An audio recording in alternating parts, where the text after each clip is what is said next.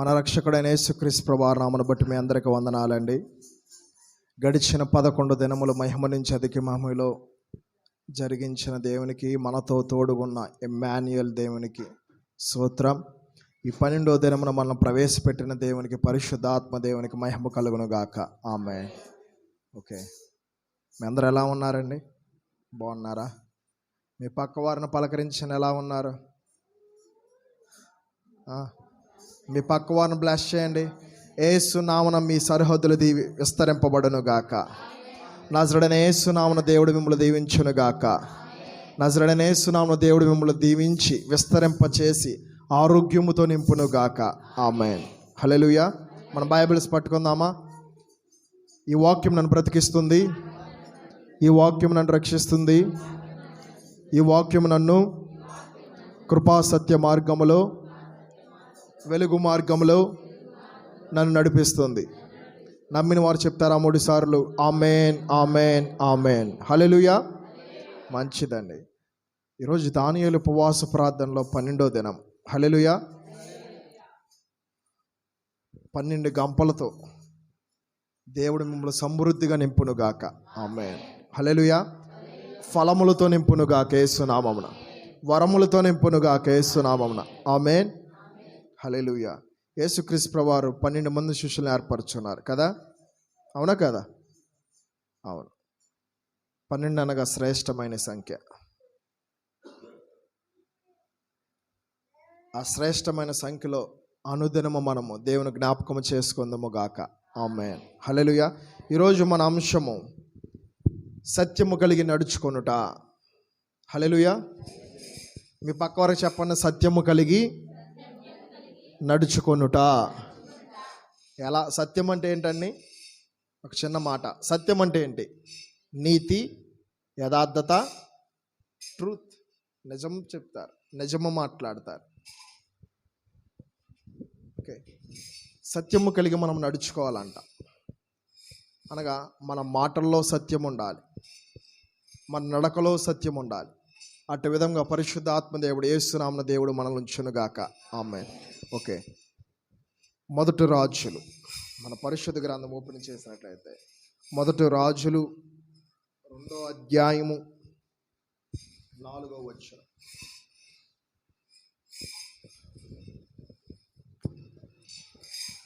మొదటి రాజులు అప్పుడు నీ పిల్లలు తమ ప్రవర్తన విషయములో జాగ్రత్తగా నుండి నా ఎదుట తమ పూర్ణ హృదయముతోను పూర్ణ మనసుతోను సత్యమును అనుసరించి నడుచుకొనిన ఎడల ఇశ్రాయేలీయుల రాజు సింహాసనము మీద ఆసీనుడగు ఒకడు నీకు ఉండక మానడని యెహోవా నన్ను గూర్చి ప్రమాణము చేసిన మాటను స్థిరపరచును. యేసు నామమున ఈ వాక్యం మన హృదయంలో స్థిరపరచబడును గాక. ఆమేన్. ఓకే, సత్యము కలిగి మనము అనుదినము మనము నడుచుదుము గాక. మన బిడ్డలను నడిపించుదుము గాక. మన నడక, మన పడక, మన వైఖరి మన పిల్లలకి మాదిరికరంగా యేసు నామమున ఉండును గాక. హల్లెలూయా. ఎందుకంటే మన మాదిరి క్రీస్తు కాబట్టి. ఒకసారి, అప్పుడు మీ పిల్లలు తమ ప్రవర్తన విషయములో జాగ్రత్తగా నుండి నా ఎదుట తమ పూర్ణ హృదయముతో పూర్ణ మనసుతో సత్యమును అనుసరించారు. ఎవరు మాట్లాడుతున్నారు ఈ మాటలో? దావీదు సొలొమోనుతో. సొలొమోను ఎవరు? తన కుమారుడు. దావీదు భక్తుడు మరణముకు సిద్ధముగా ఉన్నారు. దావీదు భక్తుడు అంటున్నాడు, అయ్యా సొలొమోను, నేను చావు సిద్ధమై ఉన్నాను, ఒకసారి రా అని దగ్గరికి పిలిచి మాట్లాడుతూ, ఇదిగో దేవుని ఆజ్ఞలను నువ్వు అనుసరించు. ఇదిగో ఈ లోకములో ఉన్న వారందరూ మరణించాల్సిందే, కాబట్టి ఈ లోకములో నేను కూడా మరణిస్తాను. నేను మరణించిన తర్వాత నువ్వు నిబ్బరము కలిగి ధైర్యముగా ఉండు.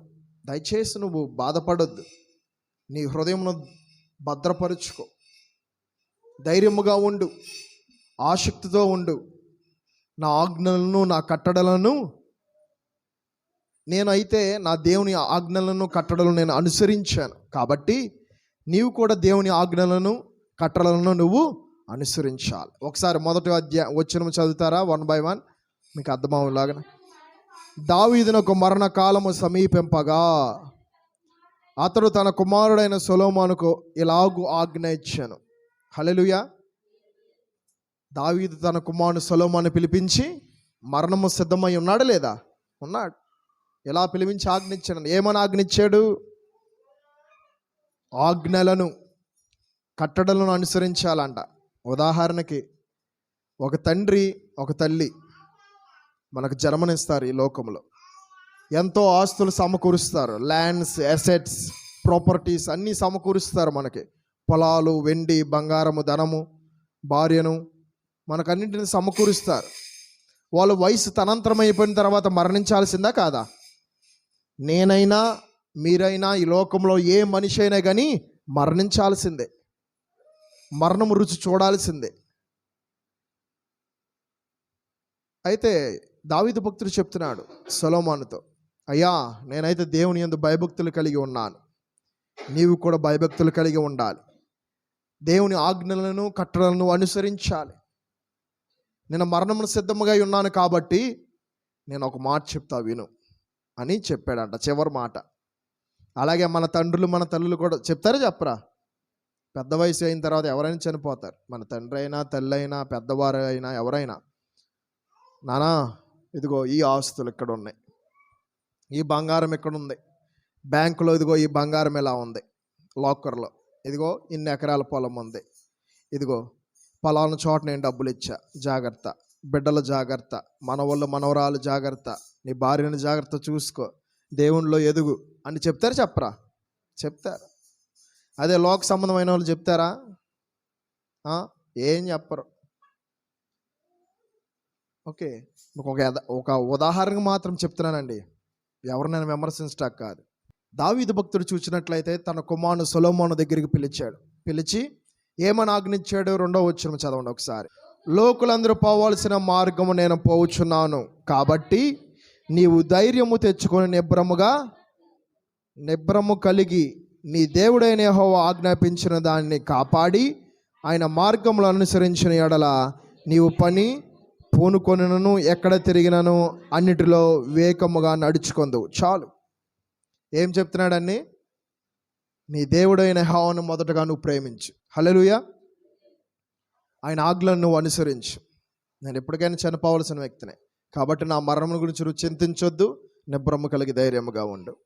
ఓకే, నువ్వు దేవుని ఆజ్ఞలను అనుసరించాలి, కట్టడలను అనుసరించాలి. ఎందుకు కట్టడలను అనుసరించాలంటే, ఎప్పుడైతే మనము సహోదరా దేవుని యొక్క వాక్యమును మనము అనుసరిస్తామో, అనుసరించడం అంటే వాక్యానుసారంగా మనము జీవిస్తాము, వాక్యానుసారంగా మనము నడుస్తామో. వాక్యము సత్యమైనదే కాదా? సత్యమైనది. కాబట్టి సత్యమైన మార్గములో మనం నడుచుదుముగాక. ఆమె దావీదు భక్తుడు నడిచాడు కాబట్టి తన కుమారుడికి చెప్తున్నాడు. అలాగే మన బిడ్డలకు చెప్తుముగాక. ఆమె అన్ని విషయంలో మనం చెప్పాలి. హల్లెలూయా. ఓకే, మన ప్రవక్తను బట్టి ఇతరుల సాక్ష్యం ఇచ్చునుగాక. ఆమె. ఓకే, దావీదు భక్తుడు తన కుమారుడికి చెప్తూ ఉండగా ఏం జరిగిందంటే, పరిశుద్ధాత్మ దేవుడు తన కుమారుడితో మాట్లాడుతున్నాడు ఈ లేఖనముల ద్వారా. మనం ఎప్పుడైతే దేవుని ఒక వాక్యమును మన హృదయంలో భద్రపరుచుకుంటామో ఆయన ఆజ్ఞలను కనుక్కున్నట్టే కదా. మొదటగా మనం దేవుని ప్రేమిస్తే ఆయన ఆజ్ఞలను గైకొన్నట్టే కదా. యోహాను సువార్త 14:15 వచనంలో ఏముంది? దేవుని ప్రేమించినట్లయితే ఆయన ఆజ్ఞలను గైకొన్నట్టే. కొత్త నిబంధన ప్రకారం మోషే ధర్మశాస్త్ర ప్రకారము 10 ఆజ్ఞలు గైకోవాలి. దేవుడు చెప్పిన ప్రతి ఒక్క న్యాయ విధుల్లో మనం నడవాలి. నేను నడిచాను, సొలొమోన్ నువ్వు కూడా నడువు. అప్పుడు నీకేమొచ్చింది? జ్ఞాన వివేకము నీకు వస్తుంది. జ్ఞానముగా నువ్వు పాలించగలవు ఈ రాజ్యాన్ని. జ్ఞానం లేకుండా రాజ్యమును పాలించగలడా? పాలించలేడండి. మన ప్రధానమంత్రులు కావచ్చు, ముఖ్యమంత్రులు కావచ్చు, అధికారులు కావచ్చు, ఎవరైనా కావచ్చు అండి, ఈ లోకమును పాలించాలంటే జ్ఞానము కావాలి. మీ జ్ఞానము కొదువుగా ఉందా? కుటుంబాన్ని పోషించుకొనుటకు, బిడ్డలను పెంచుకొనుటకు, కష్టపడే విషయంలో, బయటకు వెళ్ళే విషయంలో జ్ఞానం కొదువుగా ఉందా? ఇతరులతో మాట్లాడే విషయంలో దేవుని యొక్క ఆజ్ఞలు మనం అనుసరించినట్లయితే, మనం సత్యముగా దేవుని మార్గంలో మనం నడిచినట్లయితే, సత్యం అనగా మన నోటి నుంచి అబద్ధము రాకూడదు. అవునంటే అవును, కాదంటే కాదన్నట్టే మన నోటి మాటలు యేసు నామమున ఉండును గాక. అప్పుడు మీ నోటి నుంచి పలుకుచున్న ప్రతి ఒక్క మాట రూఢిపరచబడును గాక, అనగా నెరవేర్చబడును గాక. ఆమె. ఎందుకంటే మన నోటి మాటలు ఎప్పుడైతే కృపాసత్యముగా ఉంటాయో, ఉప్పుకరముగా ఉంటాయో, ఉప్పు అనగా కూర ఎంత బాగున్నా కానీ ఉప్పే లేదనుకోండి, ఉపయోగం ఉండిద్దా? ఏముండదు. అనగా మన నోటి నుంచి వచ్చే మాటలు కృపాసత్యముగా, ఉప్పుకరంగా ఉండును గాక. ఎల్లప్పుడూ ఇతరులు మనము ప్రోత్సహించుదుము గాక. నిరాశలు ఉన్న వారిని ప్రోత్సహించామనుకో, వాళ్ళకి హెల్ప్ చేసిన వారు అవుతాం లేదా? అవుతాం. అదే వాళ్ళని కృంగదీసామనుకో ఎలా ఉండిద్ది? ఒకనొక టైంలో అదే ఏదో ఒక వ్యక్తిని కృంగదీస్తాడు. మనం ఎప్పుడైతే ఇతరులను మనం బలపరిచామనుకోండి, సత్యమైన మార్గంలో వాళ్ళని నడిపించినట్టే కదా మనం. ఆటోమేటిక్గా మీరు తెలియని స్థితిలో కూడా దేవుడు మిమ్మల్ని మంచి మార్గంలో నడిపించును గాక. మనం ఇతరులకు మనం మేలు చేస్తే మనకు మేలు కలగదు, ఇతరులకు మనం కీడు చేస్తే కీడు కలగదు. కాబట్టి దేవుని లేఖనం మనకు సెలవిస్తుంది. దావీదు భక్తుడు తన కుమారుడికి చెప్తున్నాడు, నానా నేను దేవుని ఆజ్ఞలను గైకొన్నాను, ఆయన కట్టలను నేను అనుసరించాను, ఆయన న్యాయ విధుల్లో నేను నడిచాను, కాబట్టి నువ్వు కూడా నడువు. రాజ్యమును పరిపాలించిన జ్ఞానము కావాలి. నువ్వు ఏ పని పాలు పెట్టినా కానీ, నువ్వు ఏ పని అయినా కానీ చేద్దామని నువ్వు అనుకున్నా కానీ, నువ్వు కాలు పెట్టిన చోట దేవుని యొక్క వివేకం నీకు తోడై ఉండును గాక. యేసు నామమున దేవుని యొక్క వివేకం మనకు తోడై ఉండును గాక. అన్ని విషయంలో వివేకం దేంట్లో ఉండిద్ది? పాములో ఉండిద్ది. అవునా కదా? పాము చాలా వివేకము కలిగినది. ఇప్పుడు పాము అక్కడ ఉందనుకోండి, మనం వెళ్తా ఉంటాం, అది చూడం. దాని దగ్గరికి వెళ్ళామనుకో మనల్ని కాటేసిద్ది. అది ఎస్కేప్గా అయ్యిద్ది మ్యాక్సిమం. మనం హాని చేస్తే మాత్రం తిరిగి కాటేసిద్ది. అంటే వివేకముగా ఉందా లేదా? వివేకము కలిగి ఉండాలంట. ఇదేంటి బ్రదర్ పాము చూపిస్తున్నారు వివేకం అన్నారు? అవును, వివేకము కలిగి ఉండాలండి. వివేకము కలిగి మనం ఉన్నప్పుడే మనం ఆత్మీయమైన జీవితంలో ముందుకు అడిగేయగలం. సత్యం అనే మార్గంలో మనము నడవగలం. వివేకము లేకపోతే ఎలా నడవగలం? ఈ లోకమంతా మలినమే, పాపమే. ఈ లోకంలో మనం జీవించాలంటే దేవుని యొక్క జ్ఞానము కావాలి, దేవుని యొక్క వివేకము కావాలి, పరిశుద్ధాత్మ దేవుడిచ్చే వివేచన కలిగిన ఆత్మ మనకు కావాలి. హల్లెలూయా. అట్టి ఆత్మ మనకు తోడై ఉండను గాక. ఎప్పుడైతే మనం 10 ఆజ్ఞలు అనుసరిస్తామో అప్పుడు మనకి ఇవన్నీ వస్తాయి. హల్లెలూయా. అందుకే దావీదు భక్తుడు తన కుమారుడికి చెప్తున్నాడు, నానా నేను అనుసరించా, నువ్వు కూడా అనుసరించు. దేవుని ముందు పెట్టుకుంటున్నాడు. దేవుని నువ్వు ముందు పెట్టుకుంటే నీకు ఆశీర్వాదం. నువ్వు ఏ స్థలమందు నువ్వు అడుగు పెడతావో ఆ స్థలము నీకు ఆశీర్వాదకరంగా మారుతుంది. నువ్వు అడుగు పెట్టిన ప్రతి స్థలంలో దేవుడు నీకు తోడై ఉంటాడు. ఎందుకంటే దేవుడు నాకు వాగ్దానము చేశాడు, ప్రమాణము చేశాడు. అలా స్థిరపరచును గాక. ఆమేన్. అట్టి విధంగా మన బిడ్డలను దేవుడు స్థిరపరచును గాక. ఆమేన్. చదవండి ఒకసారి. మోషే ధర్మశాస్త్రంలో రాయబడి ఉన్న దేవుని కట్టడలను, ఆయన నియమించిన ధర్మం అంతటిని, ఆయన న్యాయ విధులను, శాసనమును గైకొనుము. ఎవరు చెప్తున్నారండి? దావీదు సొలొమోనుకి చెప్తున్నాడు. దావీదు భక్తుడు తన కుమారుడికి చెప్తున్నాడు, సొలొమోనుకి. అలాగే మన బిడ్డలకు మనం చెప్పుదుము గాక, మంచి మాటలు చెప్పుదుము గాక. హల్లెలూయా. బాలుడు నలవడిసిన త్రోవలో నేర్పించాలి. మనం నేర్పించే లేదా? చెప్పాడు, అనుసరించాడు. సామెతల గ్రంథం రాశాడు. కోర్స్ ఏ వ్యక్తులైనా కానీ మైనస్ ఉండుద్ది, ప్లస్ ఉండుద్ది. కానీ దేవుని జ్ఞానం ఉందా లేదా? తండ్రి చెప్పాడు కాబట్టి ఏమని ప్రార్థించాడు తండ్రికి? యెహోవా తండ్రికి, నీకేం కావాలి సొలొమోన్ అంటే ఏమని అడిగాడు? ఐశ్వర్యం అడిగాడా? ధనం అడిగాడా? ఏమడిగాడు? జ్ఞానమే శ్రేష్టమైనదండి. జ్ఞానము అన్నిటికంటే శ్రేష్టమైనది కానీ దేవుడు ఇచ్చాడు. జ్ఞానంతో పాటు సర్వ సంపదలు, గుప్తమైనవి సమస్తమును దేవుడు అందించాడు. అదేవిధముగా దేవుని జ్ఞానం మనకు తోడై ఉండును గాక. సమస్తమైన విషయంలో దేవుని ఆత్మ మనకు తోడయ్యండి. రహస్యమైనవి బహుమానాలు పరలోకం నుంచి రావాల్సినవి దేవుడికి మనకు అందించునుగాక. అవి మనం ఫుల్ఫిల్ చేసుకోవాలి, అవి మనం రిసీవ్ చేసుకోవాలి. ఆ బహుమానాలు ఎలా రిసీవ్ చేసుకోవాలి? ఆజ్ఞలను అనుసరించినప్పుడు, దేవుని యొక్క కట్టడలను శాసనములను అనుసరించినప్పుడు మనము ఆశీర్వదించబడతాం, మన బిడ్డలు దీవించబడతారు. హల్లెలూయా. ఈ వాక్యము మన హృదయం అనే పలకల మీద రాయబడును గాక.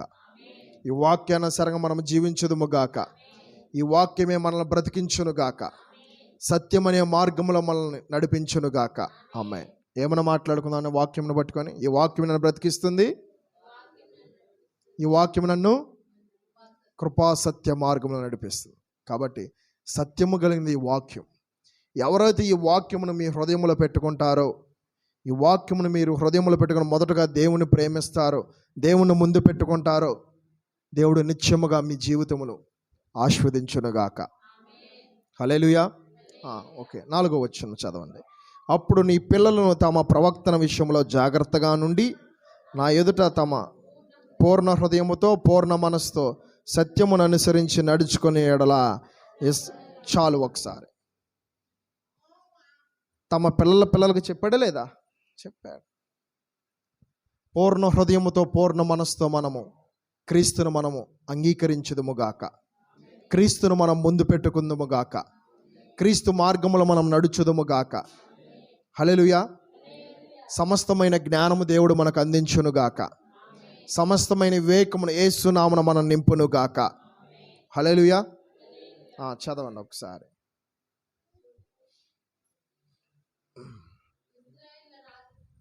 సత్యమును అనుసరించి నడుచుకొని ఎడల ఇశ్రాయేలు రాజు సింహాసనం మీద ఆసీనుడకు ఒకడు నీకు ఉండగా మానడని యెహోవా నన్ను గూర్చి ప్రమాణము చేసిన మాటను స్థిరపరచు. ఎవరికి స్థిరపరిచాడు దేవుడు? దావీదుకి స్థిరపరిచాడు. దావీదుకి దేవుడు ప్రమాణము చేసి స్థిరపరిచాడు ఈ వాగ్దానం. ఆ వాగ్దానం తన కుమారుడు విషయంలో నెరవేర్చబడిందా లేదా? అదే, దేవుడు మాట ఇచ్చాడంటే మాట తప్పడు. మీ పక్క వారికి చెప్పండి, దేవుడిని జీవితంలో ప్రమాణము చేస్తే దాన్ని జీవితంలో స్థిరపరచునుగాక. ఆమేన్. ఎందుకంటే ఎవరి జీవితంలో స్థిరపరిచాడు? దావీదు విషయంలో, తన కుమారుడు విషయంలో స్థిరపరిచాడా లేదా? సత్యం అనే మార్గంలో నడిపించాడు. సత్యం అనే మార్గంలో అతను నడిచాడు, తన కుమారుని నడిపించాడు. అందుకే దేవుని చేత కృప పొందిన వ్యక్తిగా ఉన్నాడు. కాబట్టే దావీదు వంశవాళ్ళలో యేసుక్రీస్తు ప్రభువారు జన్మించారు. యేసుక్రీస్తు ప్రభువారు ఏ వ్యక్తినైనా ఎన్నుకున్నాడంటే, ఏర్పరచుకున్నాడంటే, ఎన్నిక లేని వాడిని ఏర్పరచుకుంటాడు. పేరు ప్రఖ్యాతులు ఆర్భాటం ఉన్న వారిని ఏర్పరచుకోరు. ఆయన దృష్టిలో ఉన్న వారిని దేవుడు ఏర్పరచుకుంటాడు. కాబట్టి మనం ఏం అనుసరించాలండి? సత్యమును అనుసరించాలి. సత్యం అనగా నిజము. సత్యం అనే మార్గంలో దేవుడు మనల్ని నడిపించునుగాక. మీరు ధర్మశాస్త్రమును ప్రేమిస్తున్నారా? క్రీస్తును ప్రేమిస్తున్నారా? క్రీస్తును ప్రేమించాలి. ధర్మశాస్త్రమును అనుసరించాలనుకో, ప్రతిరోజు మీరు బలులు అర్పించాలి. కానీ యేసుక్రీస్తు ప్రభువారు ఏం చేశారో తెలుసా? ఒక్కసారి నీ కోసము నా కోసం కలవరిశిలువలో మరణించారు. మరణించి పునరుద్ధానుడుగా తిరిగి లేచి ఆ సత్యమనే మార్గంలో, వెలుగు మార్గంలో నిన్ను నన్ను నడిపించునుగాక. మీరు ఒకవేళ తప్పిపోయారా? వాక్యానుసారంగా నడవండి. సత్యం మిమ్మల్ని ముందుకు నడిపించునుగాక. అసత్యము మీ పాదముల కింద శీఘ్రంగా చితకదొక్కబడునుగాక. ఆమేన్. హల్లెలూయా. రోగములు, అప్పులు, అశాంతి, మరణము యేసు నామమున మిమ్మల్ని కలవరపడిస్తున్న ప్రతి ఒక్క ఆలోచనలు, భ్రమపరిస్తే దురాత్మ శక్తులు యేసు నామమున మన పాదముల కింద శీఘ్రంగా చితకదొక్కబడునుగాక. ఆమేన్. హల్లెలూయా. యెహోవా దేవుడు దావీదుకు చెప్పాడు, దావీదు తన కుమారుడికి చెప్పాడు. తన వంశమును దేవుడు ఆశీర్వదించాడు. తన బిడ్డలను దేవుడు సమృద్ధితో నింపాడు. దేవుడైన యెహోవా దావీదుకి ప్రమాణము చేసి దాన్ని స్థిరపరిచాడు. అర్థమవుతుందండి? ఓకే, ఒకసారి ద్వితీయోపదేశ కాండం 31వ అధ్యాయం 23వ వచనం. Page number 173. మరియు యెహోవా నూను కుమారుడైన యెహోషువకు ఇలాగు సెలవిచ్చెను, నీవు నిబ్బరము కలిగి ధైర్యముగా నుండుము.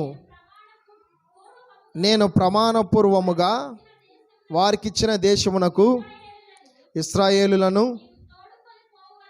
నీవు తోడుకొని పోవాలని నేను నీకు తోడయ్యుందును. ఆమేన్. అర్థమవుతుందండి? దేవుని లేఖనం సెలవిస్తుంది. ఎవరితో మాట్లాడారండి?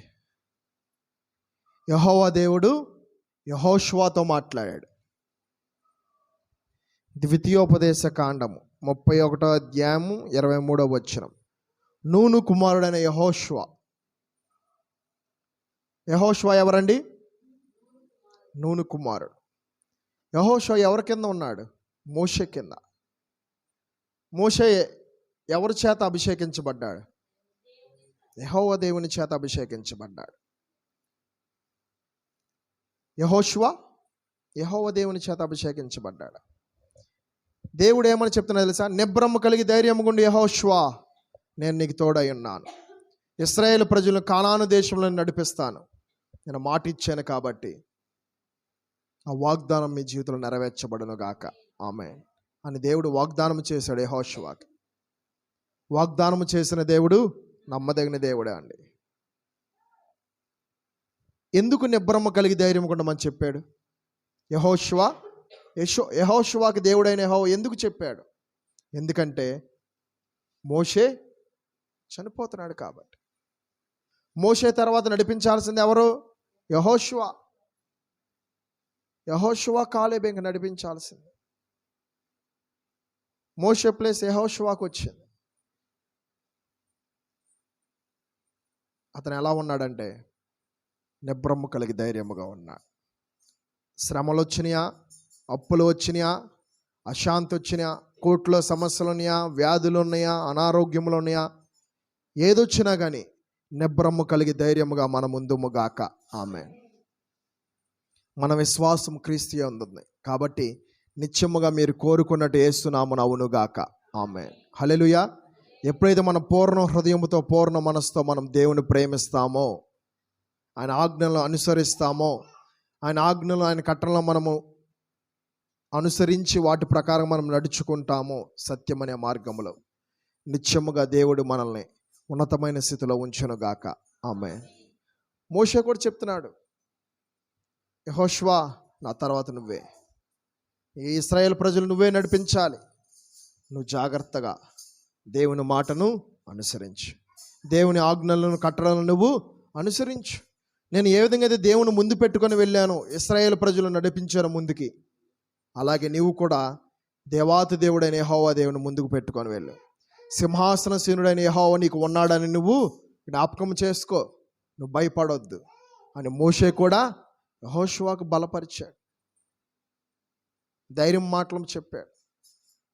అలాగే సృష్టికర్తైన దేవుడైన యెహోవా కూడా యెహోషువతో మాట్లాడు. మరి అనుదినము దేవుని వాక్యం మనతో మాట్లాడుతుంది కదండి. మనం ఎలా ఉంటున్నాము? వాక్యమును వింటున్నామా? మందము కలిగిన వారి వల్ల ఏమంటున్నామా? విడిచిపెట్టేస్తున్నామా? సహోదరి సహోదరుడా, వాక్యమును ఎప్పుడైతే మనము హృదయంలో పెట్టుకుంటామో మనము సత్యమనే మార్గంలో నడుస్తాం. హల్లెలూయా. ఎప్పుడైతే మనం వాక్యమును విడిచిపెడతామో, అనగా దేవుని ఆజ్ఞలు మనం విడిచిపెడతామో, దేవుని మనం ప్రేమించకుండా లోకమును మనం ప్రేమిస్తామో, మన జీవితం ఎలా ఉంటుందండి? అయోమయమైన స్థితిలో ఉంటుంది. ఎంత డబ్బు సంపాదించినా ఏముండదు సంతోషం. రోగములు, అప్పులు, అశాంతి, మరణం, కోర్టు సమస్యలు, ఇవన్నీ ఎందుకు వస్తున్నాయి? దేవుని ప్రేమించట్లేదు కాబట్టి. నువ్వు దేవుని ముందు పెట్టుకొని వెళ్తే నీకేం జరుగుతుంది?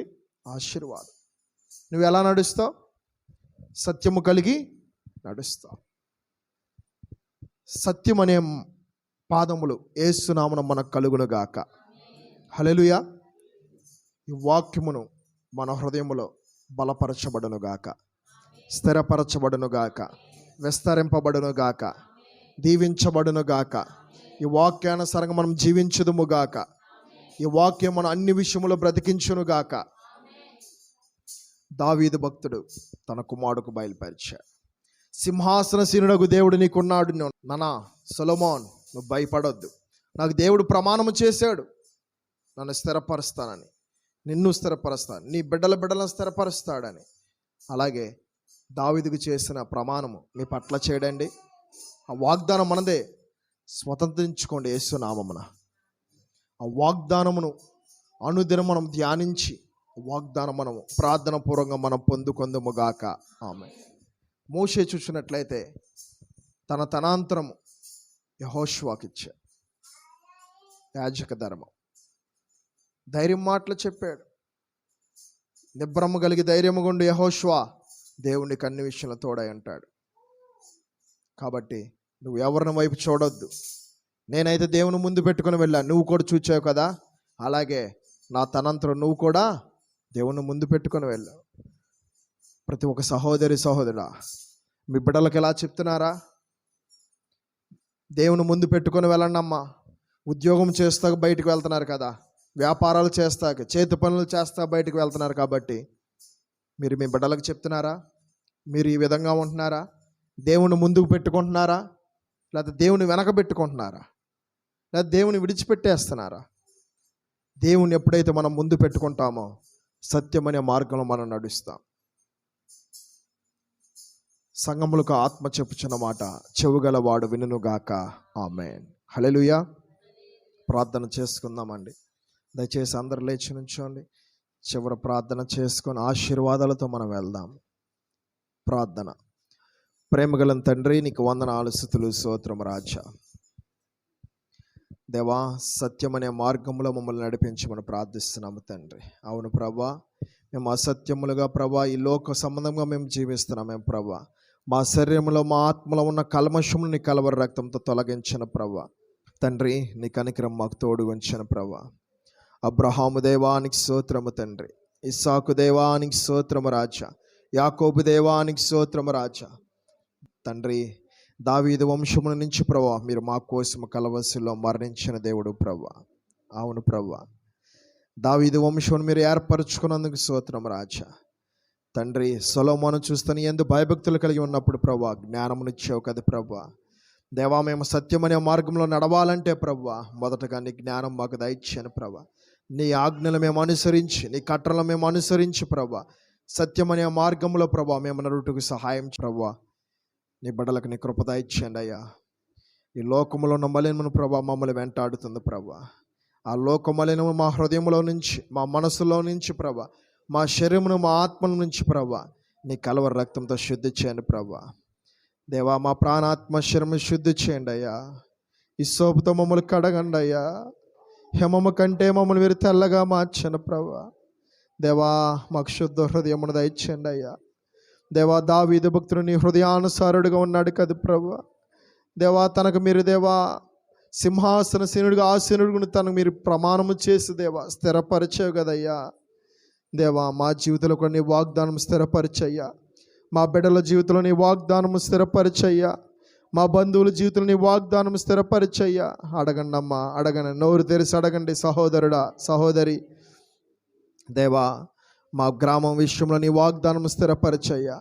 మా దేశం విషయంలో నీ వాగ్దానం స్థిరపరిచయ్యా. దేవా, మా గ్రామంలో సింహాసనశీనుడిగా మీరు దిగిరండి ప్రభువ. దేవా, మా జీవితంలో నీ కార్యములు జరిగించయ్యా. సత్యమనే మార్గములు మమ్మల్ని నడిపించు ప్రభువ. దేవా, లోకం వైపు మేము చూస్తున్నామయ్యా, నిన్ను ముద్దు పెట్టుకోలేకపోతున్నాం ప్రభువ. కానీ నీ లేఖనం మాకు సెలవిస్తుంది కదా ప్రభువ. నిన్ను ముందు పెట్టుకున్న దావీదును, తన కుమారుని, తన బిడ్డల మీరు ఆస్వాదించావు కదా ప్రభా. ఆ వంశవలంలోనే ప్రభా మీరు మా కోసం ఈ లోకంలో జన్మించావు కదా ప్రభా. దేవా, కొత్త నిబంధన ప్రకారంగా తండ్రి, ఎవరైతే దేవా నిన్ను ప్రేమిస్తే నీ ఆజ్ఞను అనుసరించినట్టే నీ లేఖనం సెలవిస్తుంది కదా ప్రభా. దేవా, మొదటగా నిన్ను ప్రేమించే కృపను మాకు దయచేయండి అయ్యా. మొదటగా నీ యందు భయభక్తులు గల జీవితం మాకు దయచేయండి అయ్యా. పూర్ణ హృదయంతో, పూర్ణ మనసుతో నిన్ను ప్రేమించే కృపను మాకు దయచేయండి అయ్యా. శాశ్వతమైన ప్రేమతో మమ్మల్ని ప్రేమిస్తున్నందుకు వందనాలు అయ్యా. దేవా, తిరిగి మేము ఏమి ఇవ్వలేం ప్రభువ.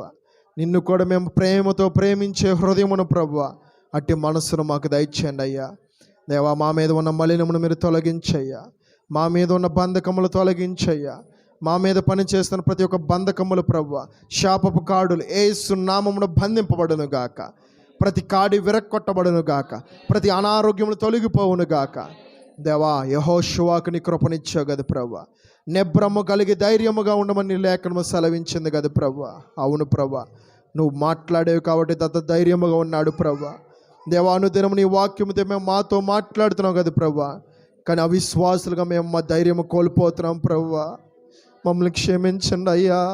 దేవా, నీ ధైర్యము కలిగిన ఆత్మను ప్రభువ, దత్తపుత్ర ఆత్మను ప్రభువ, ఆదరణకరణ ఆత్మను ప్రభువ, సత్యస్వరూపిగా ఆత్మతో మమ్మల్ని నింపమని ప్రార్థిస్తున్నాము రాజా. దేవా, దాస్యపు ఆత్మ కలిగిన వారు ప్రభువ లోక సంబంధంగా భయపడతారు ప్రభువ, అన్ని విషయములో భయపడతారు ప్రభువ.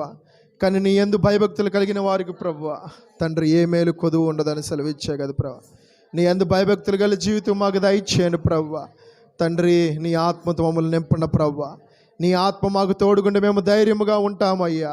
నిబ్బరము కలిగి ధైర్యముగా ఉంటాము ప్రభువ.